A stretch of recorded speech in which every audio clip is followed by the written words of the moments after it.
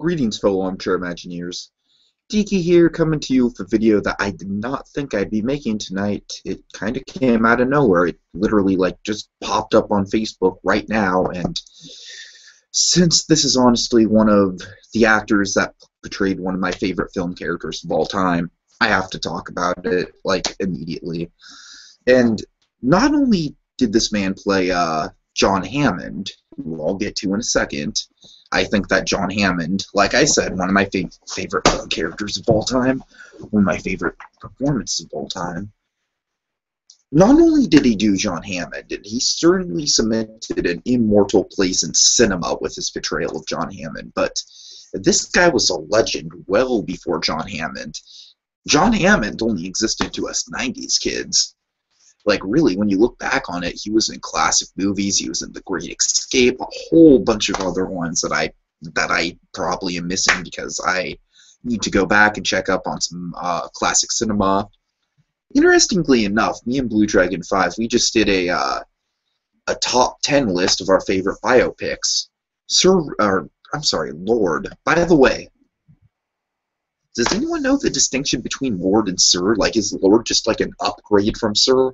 I'm genuinely curious. I'm not trying to be culturally insensitive or anything like that. It's just this guy is so cool that he got the title of Lord.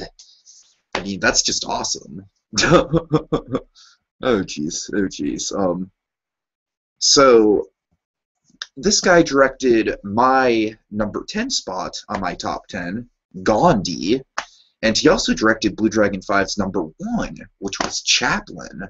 So kind of a weird little, this guy's directorial skills were very much on our mind. And it just, I don't know, it came out of nowhere, like I said. To tell you the truth, I honestly wasn't sure if this guy was even still around or not. I was hoping he was, but, oh boy, I guess maybe besides John Hammond, the thing that people know him best from is probably Miracle on 31st Street. I think it's the remake, and, yeah, he probably plays one of the best Santa Clauses of all time. I'm just sort of mentioning all these other highlights of his career just because, honestly, I'm Tiki, I'm the Jurassic Park guy. Jurassic Park I live, breathe, and sleep Jurassic Park. It's completely in my veins. It's the reason I'm a creative person. And so, naturally, I have a lot to say about his performance in Jurassic Park. So, I guess with that in mind, like I said, I just don't want to turn this entirely into just oh, John Hammond. I'm just saying, he's got a whole lot of other roles. He was a very skilled director, made some of the finest biopics we've ever seen. So, John Hammond was awesome, but go check out some of his other work, and I probably will too after this. The dude was 90 years old, lived a nice long life, not quite the tragic death like Robin Williams, but definitely want to take the time to give him his due and give him proper send-off. So I guess with that, I'll just get into my John Hammond eulogy. The thing with John Hammond to me is I feel like the Hammond character, maybe not even in the books, because I know in the books they kind of play him a little more sinister, which, by the way, they try and get away with and do a total half-assed job with in Lost World, but we won't even get into that. The thing that I love so much about the Hammond in the original Jurassic Park, the classic, the one that, like I said, started my whole creative journey that I'm still on, he just had such an air of optimism about him. To him, it was never about the money. It was never about striking it rich. It was always about giving people an experience.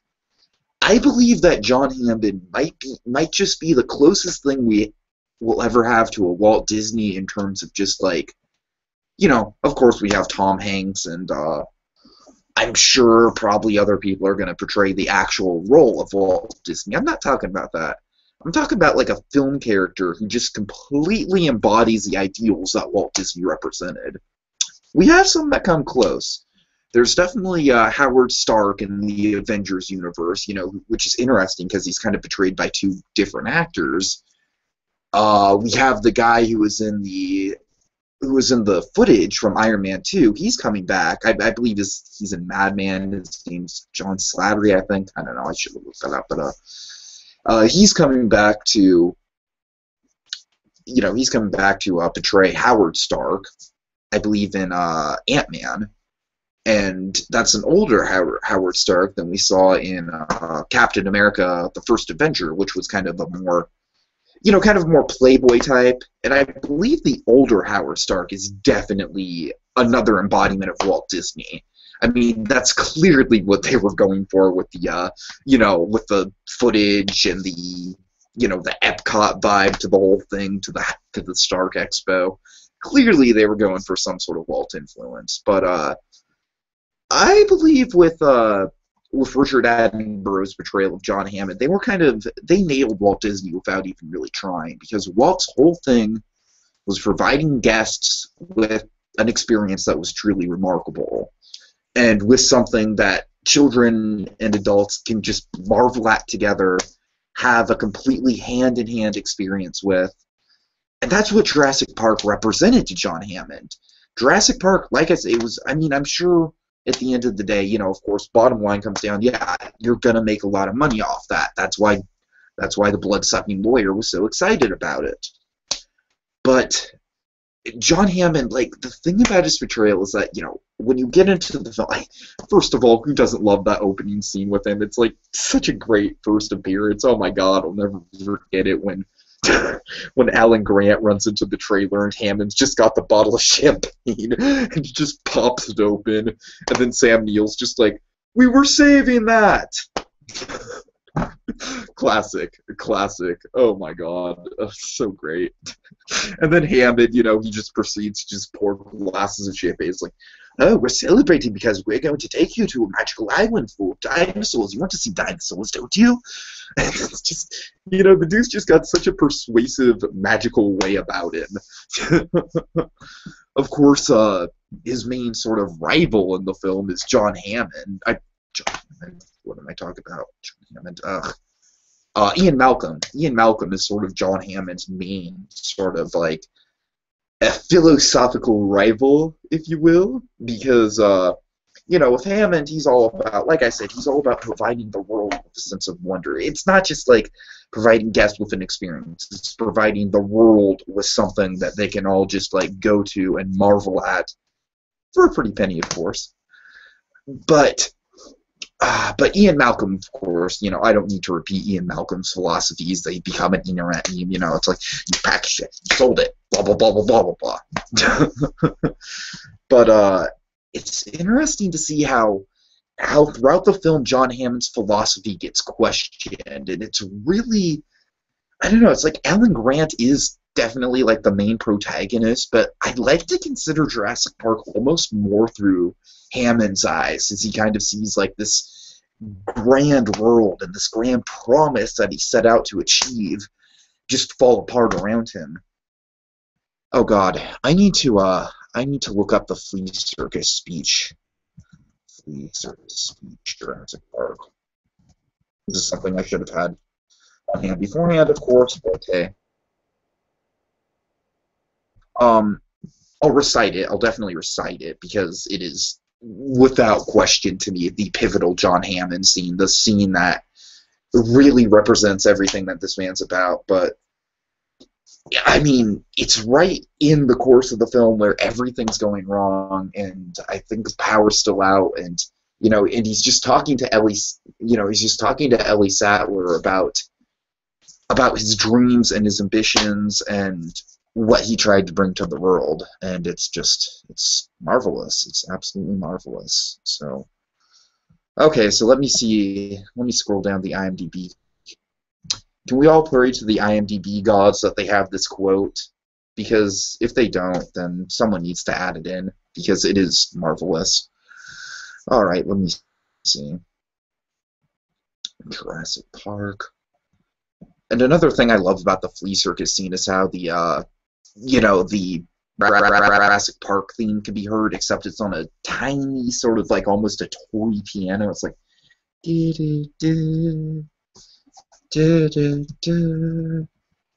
okay, let me see. Can I find it? Can I find it? Please be here. Muldoon, lots of good Muldoon quotes. Alan Grant. Uh, yeah, John Hammond.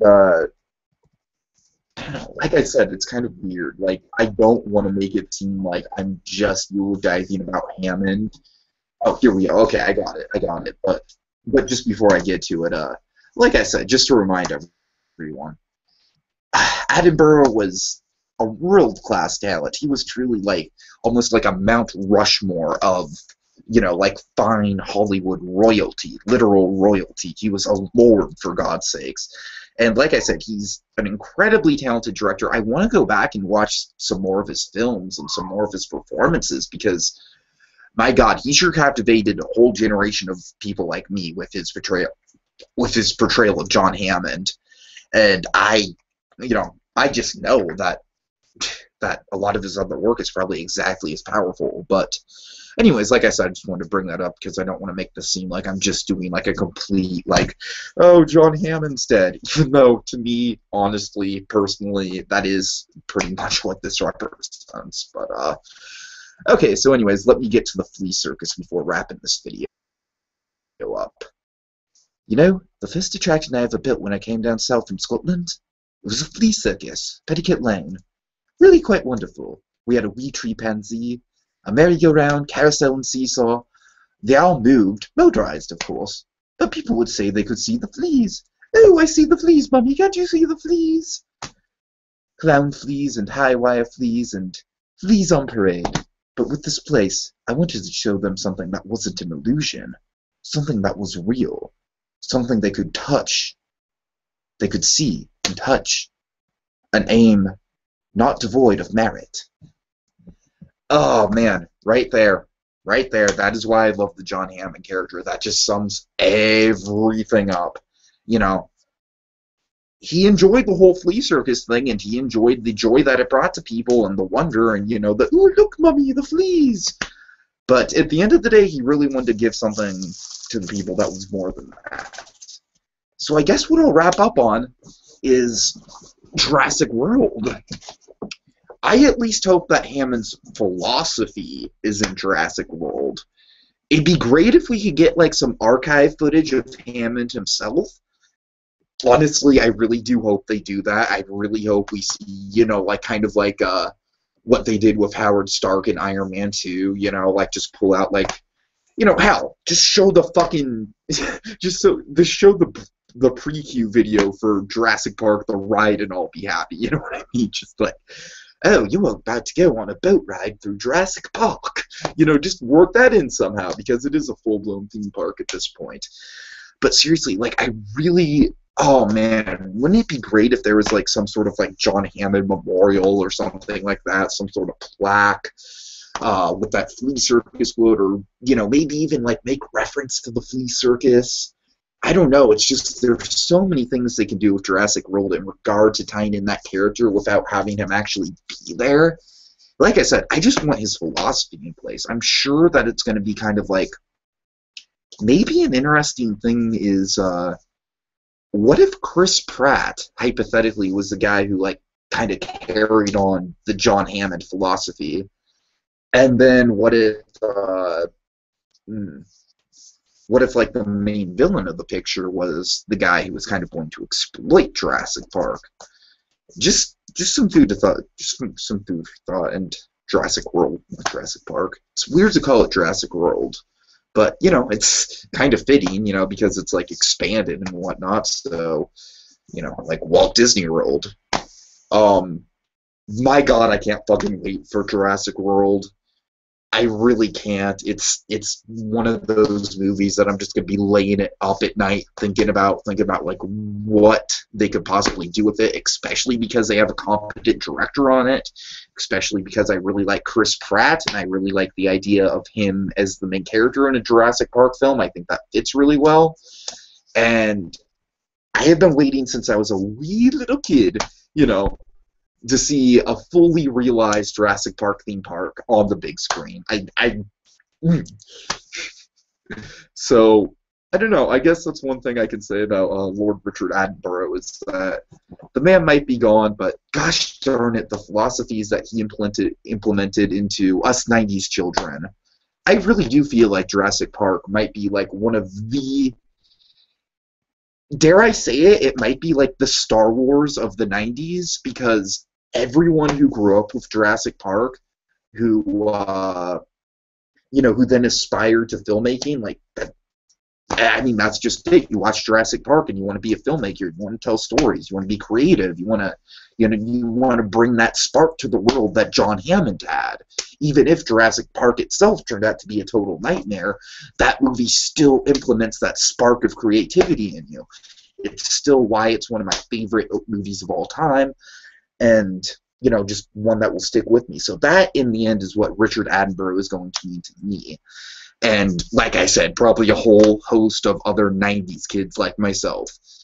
And I think that's a pretty darn special gift you can leave on the world. Is the gift of hope and creativity. So, like I said, I'm sure all his other work is great, and that just makes him such a fascinating person for me. And I'm gonna really have to backlog some of his stuff, but like I said, for me, as a '90s kid, it's all about the John Hammond. It's all about, like, the dinosaur man is dead, like this title implies. But I keep focusing on, I don't want to make this all about just John Hammond is dead. Like, Richard Attenborough was a serious talent. He was a big force throughout a huge part of Hollywood.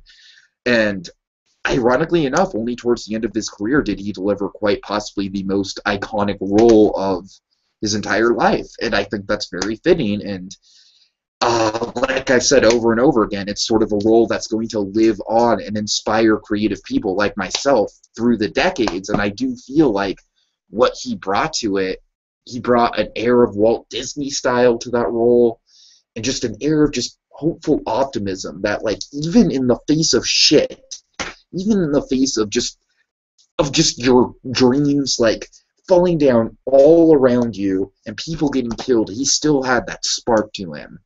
And that's what the Hammond character meant to me. Forget the bullshit that they tried to pull in The Lost World by making him a sort of ambiguous villain. Forget that. Just let that all go away. I hope to God they just retcon that whole thing. And like I said, Jurassic World, I'm really hoping that John Hammond's philosophies are a big part of the actual Jurassic World theme park. I really hope there's a memorial. I really hope we see some archival footage of him. Just, I hope they make him a presence. I'd be disappointed if they didn't. Just at least give him a damn statue with that cool cane with a mosquito. At least give us that. All right, so Lord Richard Attenborough, you were quite a legend, my friend. You were quite a force, and that John Hammond role really gave me the spark I needed to become the creative person I am today. So I thank you for that, and sleep well, my lord. Sleep well.